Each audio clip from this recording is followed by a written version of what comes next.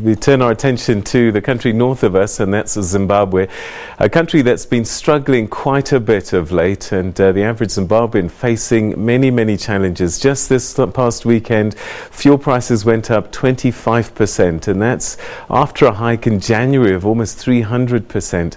The price of bus fares doubled just last week, and as we speak now, people are running around the city of Harare trying to find fuel. So what's gone wrong with the project of Zimbabwe's Open for Business and the hoped for turnaround in the country's situation? Well, joining us in studio now to have a conversation about this and perhaps give us a sense of what needs to be done is MP Temba Mliswa, is the only independent MP in the parliament in Zimbabwe.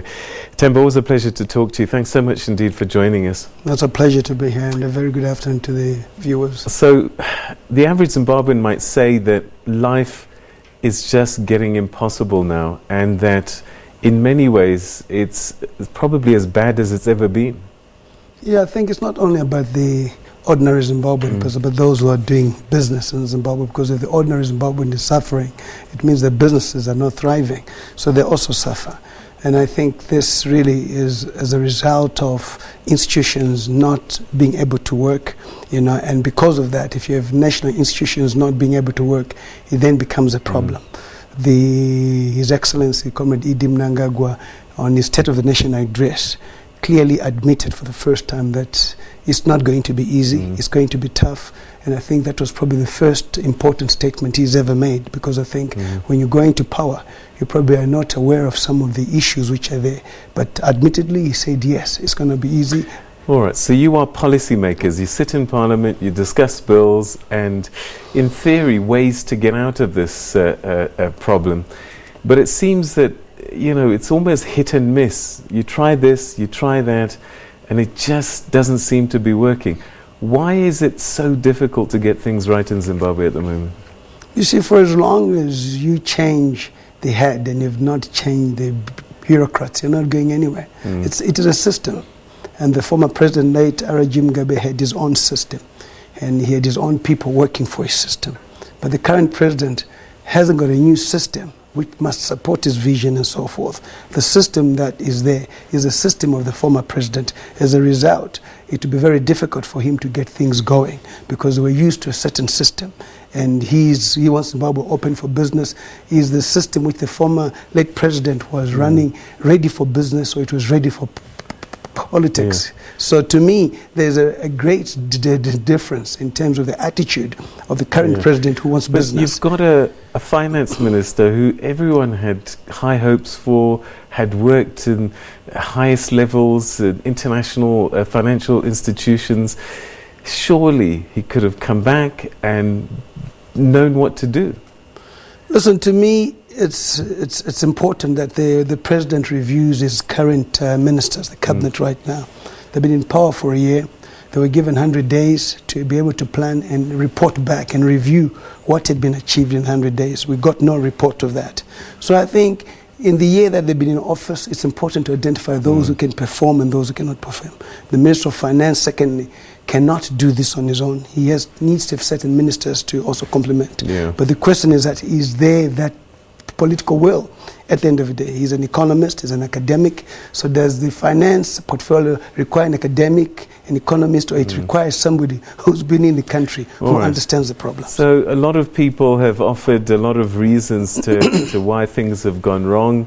The drought is certainly one of them. The other, probably mismanagement. The other, corruption. And just this morning, and I hope we've got this clip, the ANC spoke about the S word. Let's hear what they had to say. The PC also pledges solidarity with the people of Zimbabwe and its government and their government, and fully support the NEC decision that sanctions against Zimbabwe must be lifted, as they impose an unnecessary burden to the people of that country who are already facing a number of economic challenges. All right, so sanctions is being offered as an explanation as to why Zimbabwe is going through this. Is that the only reason? Is that a huge reason? Or Is that something that's just being thrown out there as an explainer? I think sanctions have always been there for a while now. I think we must understand that. But despite them probably having to cause certain transactions happening in the government setups and in the banks, it's not the sole reason why we are where we are. I think there's got to be the aspect of corruption itself, and credit goes to the president for arresting a minister of tourism and hospitality, then firing them. It's never happened since 1980, but she's not the only one. There are more. You have to talk about the thing looting and the thing plundering. That happened when he was also part of the government but not head of state. Now that he's head of state, what is he doing about some of the members who were in the cabinet who have allegations of having been corrupt, having plundered from state resources and so forth? So again, you don't get as much sympathy on sanctions when the ordinary person sees leaders amassing wealth. And the question is this sanctions? It's not sanctions. The diamonds that we talk about, the gold which is being smuggled and so forth, is not a result of sanctions, but it's mismanagement, corruption, and misappropriation of funds which require the president to step in and ensure that these people are brought to book at the end of the day. So the ex-tourism minister, I mean, that's, in real terms, people are saying that this is just a token, that the real thieves are quite senior in government, people say. Yes, I think to me, from a parliamentary point of view, we have done a lot of oversight of many ministers, including the think secretary for administration for the party, Comrade Obert Mpofu, the Minister of Mines. I chaired that portfolio committee, which was doing an inquiry into the diamonds which went missing. And he was seen wanting, and we did recommend that he must be arrested. And if Parliament recommends, and those recommendations are not taken seriously, it shows that there's a lack of political will to tackle that. We've got to be able to go through all the parliamentary reports which come through, which give recommendations. We enjoy oversight, and 50% of the work is done for them, and all they have to do is to just pick up from what we have done. But it seems they tend to ignore that, and the question is the ruling party prepared to see its leaders being held before a court and going to prison? So interestingly, the government of national unity actually brought with it some kind of recovery in Zimbabwe. There seemed to have been some kind of leveling out of the problems and started to pick up. Could there be a lesson there that maybe the way forward is to have, some kind of engagement between the ruling party and the opposition to work together?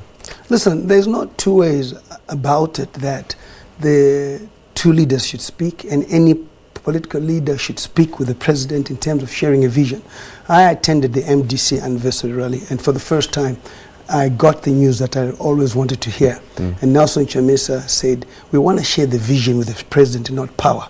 And a lot of ZANU-PF thought it's the power that they want to share, but said the vision. And that opens up, that talk that must be there, because if somebody says, I want to share the vision, the national vision, there's no reason why they should not be given that opportunity. And it's not even about a government of national unity. It's a government of national reconstruction. Reconstruction meaning that most of the structures in the country need to be reconstructed so that we then have a foundation. There's no foundation because whether you like it or not, the former president, late Arajim Gabe, institutions were destroyed when he was in power. And as a result, you now need to have somebody who will build on those institutions. Why South Africa is strong democratically is because of the institutions which we have, which are strong. And we have a lot to learn. So what I'm going to do, I want you to stay with me because we've got now on the line Eddie Cross, who you'll know, an economist in the country. Just to get a take from him. Eddie, thanks so much indeed for joining us. I've got Temba Mliswa, MP, in studio at the moment, and we're talking about some of the issues that Zimbabweans are facing. So at the weekend, we saw fuel go up by 25%, and this was on top of a 300% in January and other increases over time. What's causing this runaway inflation that Zimbabweans are facing and this hike in fuel prices? Yeah, it's all linked back to the exchange rate. And, there's a very tight correlation between the money supply and the exchange rate. In fact, the relationship is almost absolute. In other words, if you get an increase in money supply from whatever source, you get an immediate exchange rate reaction. and the exchange rate rises or declines, depreciates, and then you have inflation immediately following behind. So it all goes back to the inflation, to the question of the exchange rate. And what happened in the last 4 weeks has been that the Reserve Bank has pumped several $1 billion into the market to fund a program they call Command Agriculture. And this sudden upsurge of supplies of what are essentially electronic dollars has in fact resulted in an immediate depreciation in the dollar, a very dramatic depreciation, and immediately behind it we've got this huge rise in inflation and rise in prices. And it's left everybody, stumbling around. I mean, I don't know how we're going to handle this because it is a massive crisis. I remember we had a conversation a few weeks ago, and you were concerned about how quickly this new Zimbabwe dollar was being introduced. Do you think it's been a mistake to do that? Because if we go back to 2008, what stopped inflation was the US dollarization of the economy. Should we be going back to that? Yes. I don't think there's any chance of us doing that because I think we've moved on from there and there just isn't enough US dollars in our market to re-dollarize. And I don't think really our problems lie in that quarter. The problems lie in the fact that the Reserve Bank has been increasing money supply and without any regard to its impact on our macroeconomic fundamentals. In other words, it's the Gono syndrome. Between 2000 and 2008, we destroyed our local currency by simply printing money. In those days, we printed cash, and now we print money electronically. And it's this that's got to be brought under control. We need more discipline.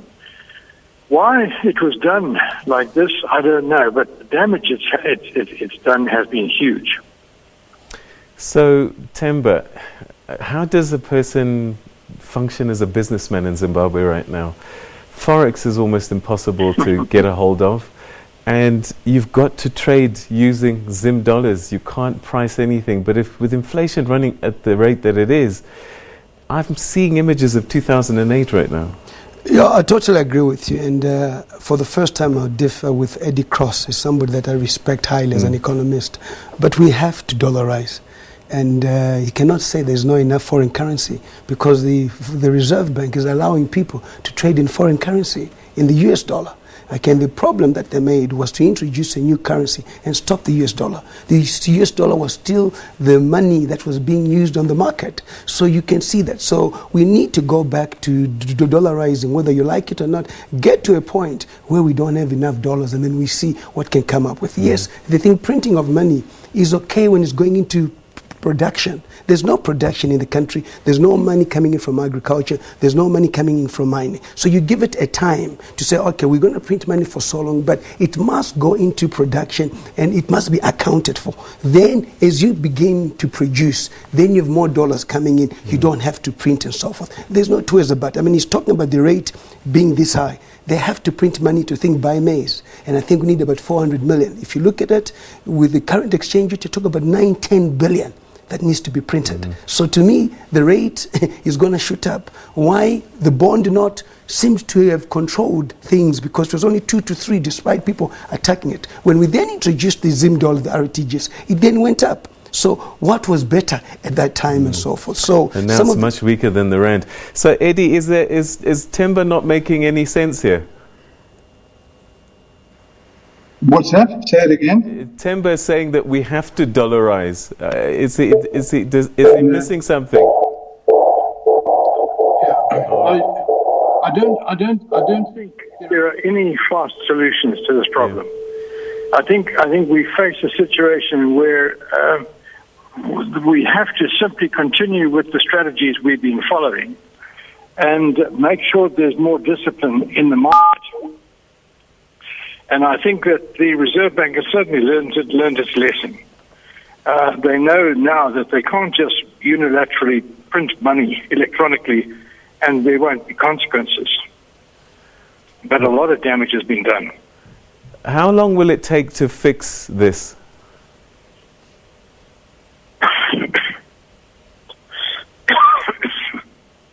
Did I cause you to cough?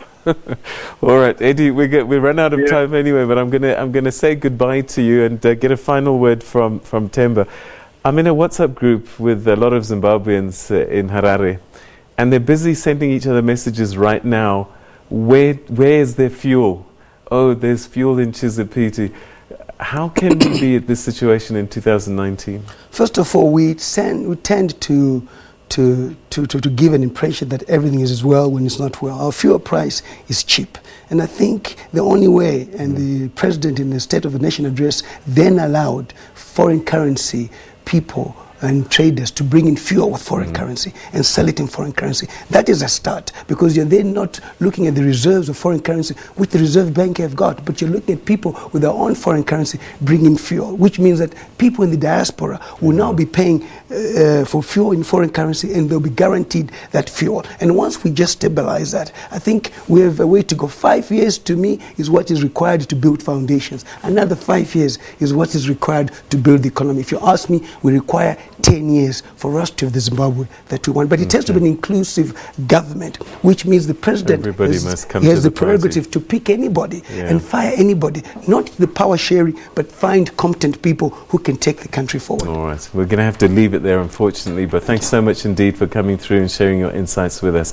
That's Zimbabwe Independent MP Temba Mliswa, and on the line we spoke to economist Eddie Cross about the challenging times that Zimbabwe finds itself in the meantime.